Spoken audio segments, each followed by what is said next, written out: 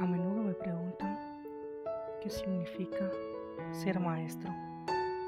Y creo que muchos responderían que es ser alguien disciplinado y estricto, que enseña cosas.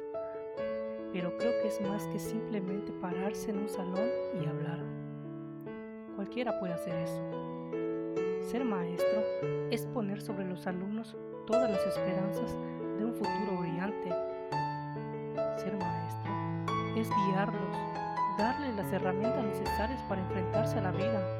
Y lo más importante, siempre apoyarlos y estar cuando necesiten de nosotros.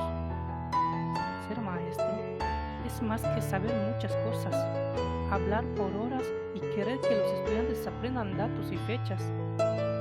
Es ayudarlos a levantarse si llegan a caer y animarlos para que continúen. Y si es necesario, reprenderlos con el único propósito de hacerlos mejorar. Es dejarles una huella en la mente y en el corazón. Y nuestra mayor recompensa es escucharlos decir: maestro, ya lo entendí.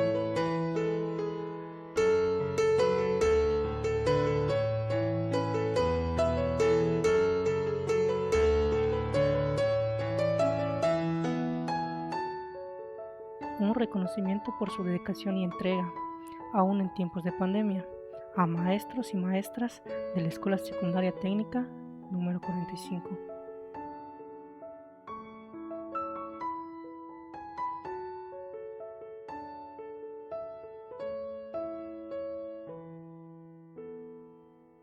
A ti, maestro, que te reinventaste, que te armaste de valor y enfrentaste el reto de una nueva forma de enseñar.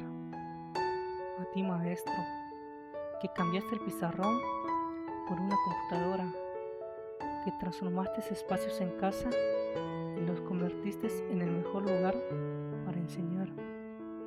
A ti, maestro, que a pesar de la distancia, encontraste los medios para estar cerca, que no te rindes y demuestras día tras día tu vocación y compromiso por la educación.